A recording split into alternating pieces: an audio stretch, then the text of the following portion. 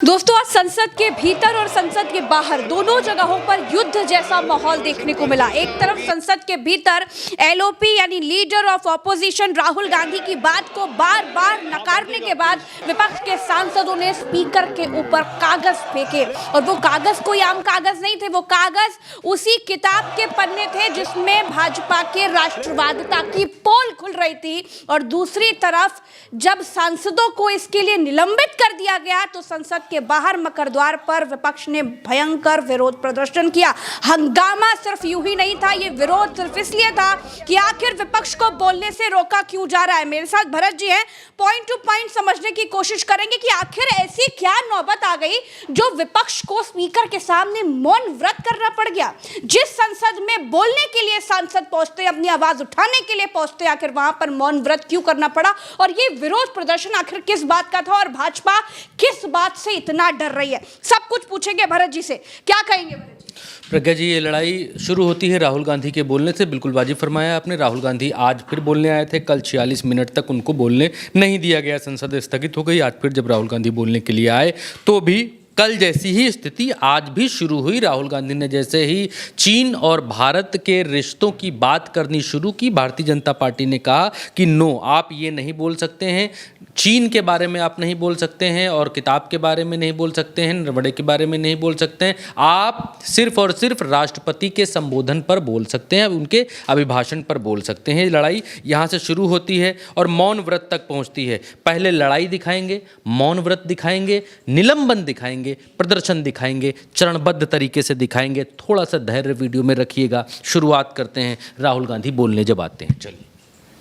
Between China and the United States. This is central. This is central. पीछे सारे लोग जो है हाथ उठाने लगते हैं कि जैसे ही चाइना की बात करते हैं। This is central, as you have seen, to our budget. And all I am saying, get into it. Why am I being stopped? Sir, in Ladakh, in eastern Ladakh, there was a conflict. Our soldiers were killed.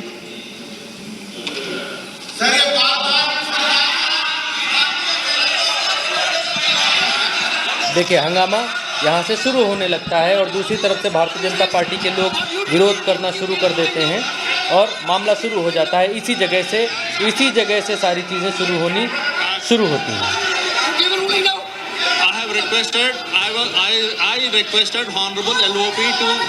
I requested Honorable LOP to speak. Repeatedly I made a request to speak on the speech of the Honorable President.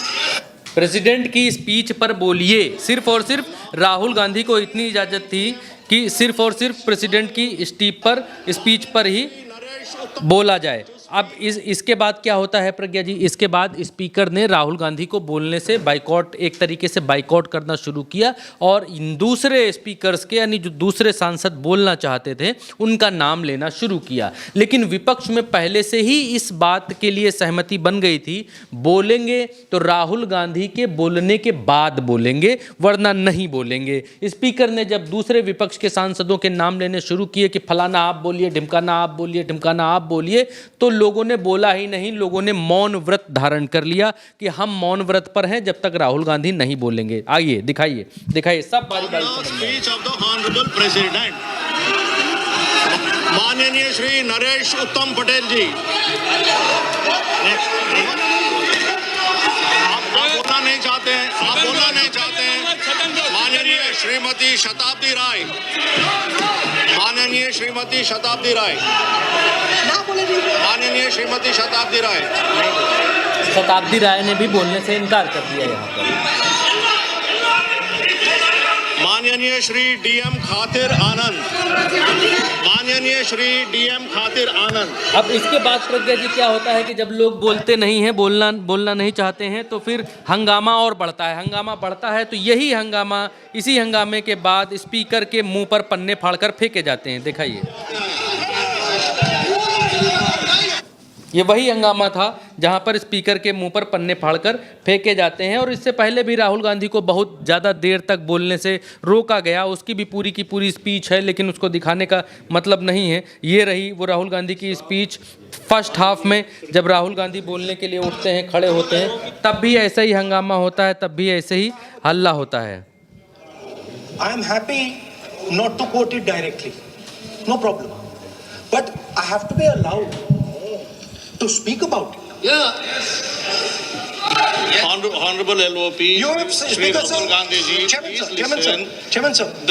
You have been given permission to speak on the Honorable President's speech. I am speaking. बस यही चला करता है प्रज्ञा जी कि आप सिर्फ president के ऊपर बोल सकते हैं, प्रेसिडेंट की स्पीच पर बोल सकते हैं और किसी पर नहीं बोल सकते हैं, वही चीज़ चला करती है प्रज्ञा जी।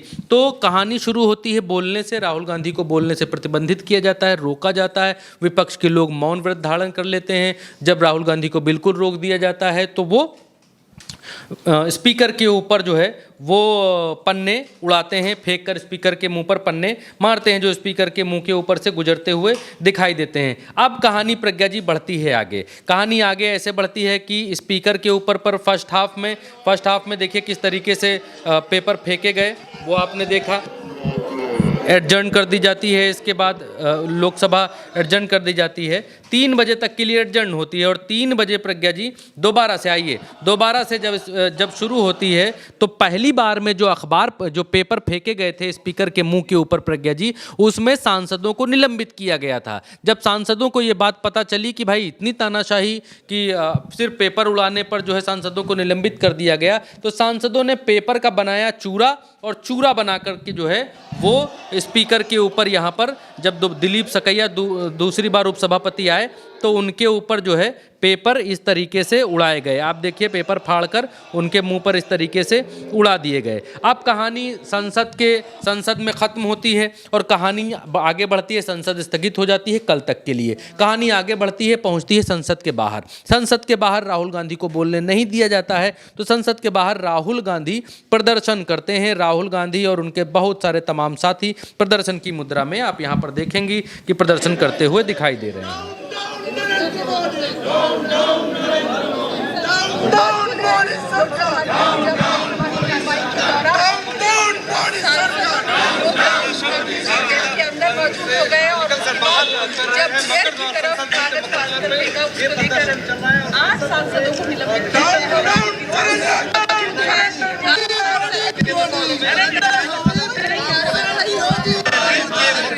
ये देखिए यहाँ पर जो है सारे सांसद यहाँ पर प्रदर्शन करते नजर आ रहे हैं। जिन 8 सांसदों को निलंबित किया गया प्रज्ञा जी, उनके नाम भी बताने आवश्यक हैं। उनके नाम हम आपको बता देते हैं। 8 सांसदों में हैं अमरिंदर सिंह राजा, प्रशांत परोले, S Venkat Raman, Manickam Tagore, Kiran Kumar Reddy, heebie Eden और गुरजीत औजला।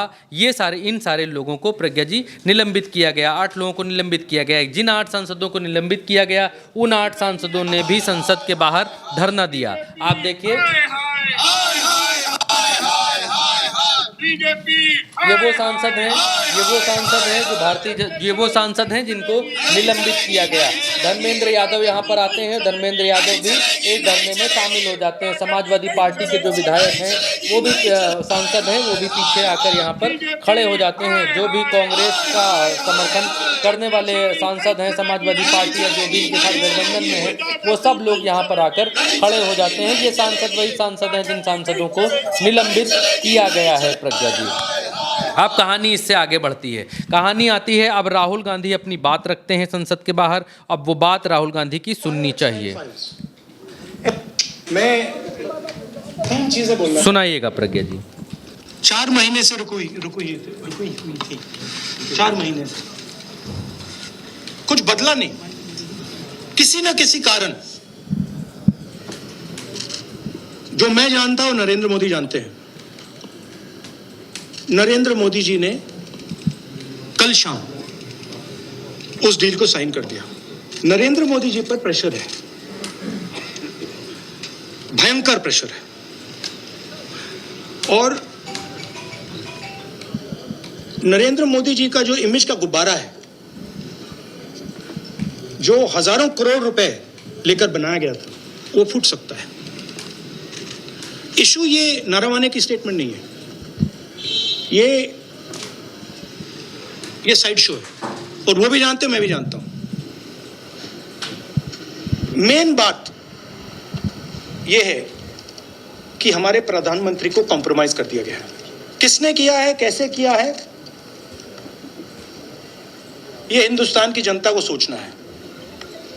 मगर इतिहास में पहली बार हिस्ट्री में एलओपी को प्रेसिडेंशियल एड्रेस में नहीं बोलने दिया। बाहर बोल दीजिए, जो अंदर नहीं कहा दिया जा रहा है। बाहर वो तो ऑटोमेटिकली हो,